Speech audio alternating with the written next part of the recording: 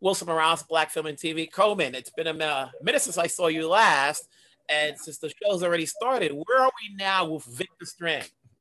You are now witnessing Victor Strand 6.0. He has now taken a lot of things of the elements of season 4 and season 5 of deconstructing who he was and actually rebuilding him in a different way. So I think we're finding elements of season 1 in particular with this new Strand. I think that he's got to be a bit more villainous in a way. I think to get what he wants, to actually protect and help the group survive, I think he's got to do some things that people don't feel are particularly nice or kind, but I think he's like, that's not the point. And I think that's a point. We're getting back to Victor Strand's philosophy in season 1, which I think is a key to his survival. Of all these projects that you got going on, what makes it exciting for you to come back over and over to keep playing this role? Because the role just keeps evolving, man, because it keeps changing. I think every season we like to explore a different level of Victor Strand. We've seen him be the con man. We've seen him be a sensitive partner to someone and actually open up his heart.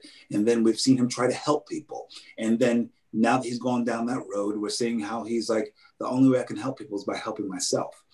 So I think that I love that we just keep, he's like peeling away like an onion each time.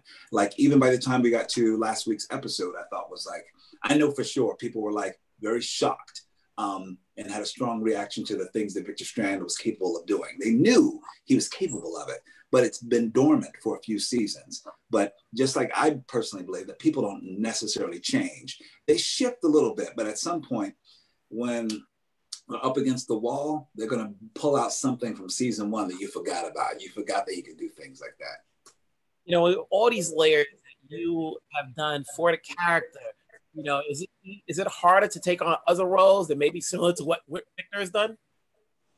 No, I think, to be honest, I love the idea that every character, I'm a character actor through and through.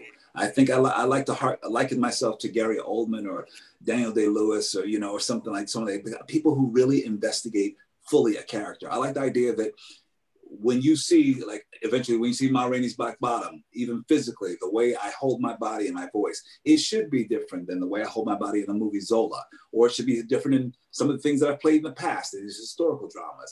But with Victor Strand, I figured him out in season 1 and season 2. And I'm even like trying to get back to some of the vocal patterns that he had back then. Because I think it was very strong and it was very different than what I've been playing in the past few seasons. And I've actually gone back to watching season 1 and season 2 because I knew there were elements that I was playing before that I had to get back to. Because, a character you keep growing as an artist and as a character.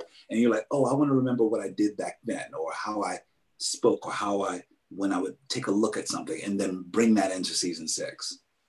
You were dropping other projects. I got to ask, it's coming up, what are we expecting from you when we see Euphoria come back for those 2 episodes?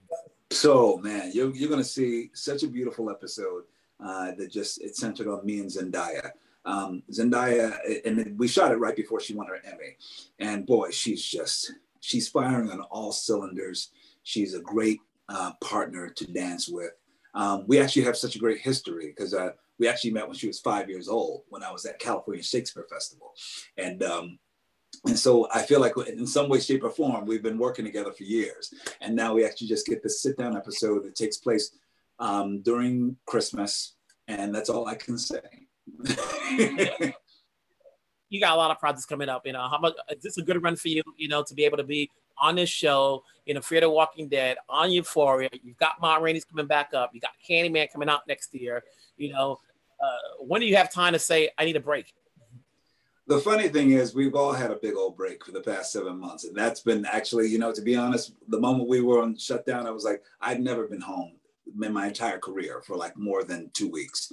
So I've actually been enjoying this time. But even during that time, I was producing and working on my show, Bottomless Bunch of Colmans for AMC, and developing other TV projects. So the funny thing is, I feel like I've struck a balance, Wilson, when it comes to performing, writing, directing, producing, whatever. And I go for a run every day. I sit, I enjoy my home. I'll cook a meal. I spend time with friends. I call. People always say like, oh, you're busy. I didn't want to call you. I'm like, you don't know that, because I actually make time to just chill and have a stack of books that I'm reading. I'm like, I do that too. I feel like I'm very much like right now, Wilson, when I'm with you, I'm with you. And then When I'm reading a book, I'm reading a book. You know? At this point right now, obviously we got so many series coming up, and we got another Walking Dead series. But you know, for people who have not caught up and they want to know all about, they want to watch the show because of you. What's a good reason to watch Fear the Walking Dead right now? Because of me. No, no. Well, because no, well, no. I think because actually, I think that we have season 4 and season 5 was a readjustment and like a re-examination of the show, I think. And I think season 6 is taking all the lessons that we've learned, I think, from season 1 to season 5 and creating. I love the fact that our show keeps doubling down on recreating what it is. You know, we started out when we were in LA and Vancouver, and then we started shooting in Mexico for 2 seasons, and now in Austin, Texas. And we keep looking at the landscape, how we can tell story, doubling down on our special effects, visual effects.